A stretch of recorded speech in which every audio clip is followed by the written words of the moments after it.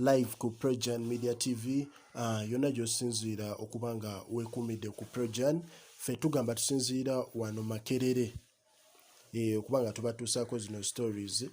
Maaso awo tugenda funa exclusive interviews n'abayimbi bammwe ab'enjawulo.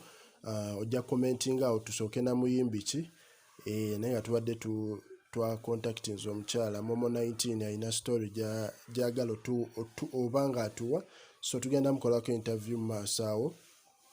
Tujja batubawo interview eziwerako. Dubai, Saudi Arabia, Qatar, yonna gy'osinziira okuba ku Projan. Tukwebaza. Fulu nange yankutte naye nga si coronavirus, saagala weeraliikirire. Naye nga tekijja tulemesa baweereza mwe abantu baffe abali mu nsi ez'enjawulo olw'ensonga ffe mmwe abatufudde ki kye tuli.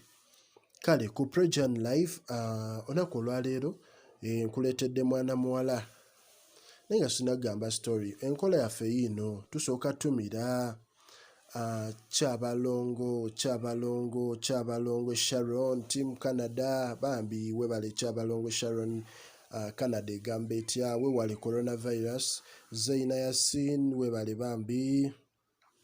Tulina Namuli Winfred, yes mwebale kubeerako. Lilian Samuel webale beerako. Dia Amal Almari webale kubeerako. Namata Anet Saudi Arabia webale kubeerako. Presi Namale Presi Ayomba otumira nnyo oba you don't have information bambi ffe information tuba naye naye tulina otumira ku bantu baffe. Enkola yaffe Fiona Natukunda webale beerako.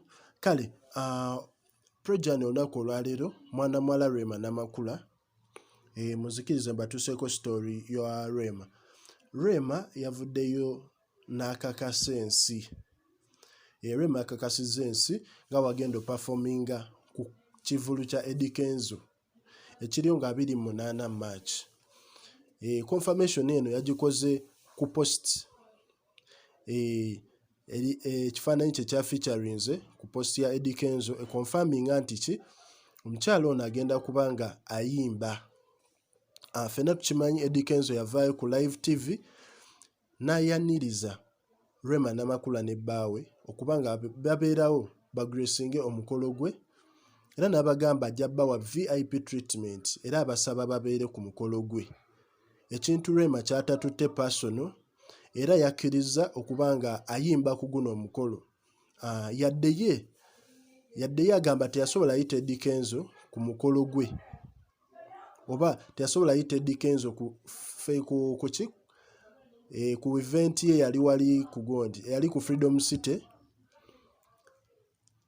ne yali ku Nile Hall osegeera. Agamba ye teyasobola muyita olw'ensonga nti bali mawulire ebintu byali bingi ebigenda mu maaso osegeera. So yagezaako okuwa respect family ye obutaleeta commotion mu bantu naye nga ye ng'omuntu ye yavuddeyo n'akonfaminga nti agenda yimba ewa Eddy Kenzo nga 28 March. Naye nina story gye nkyanoonyerezaako awo eyo kansolinga ekivulu kino kanjikuwe maaso awo nga nfunye prior information about it. Subscribinga ku Projan, likinga, commentinge webale kubanga ogyekuumiddeko.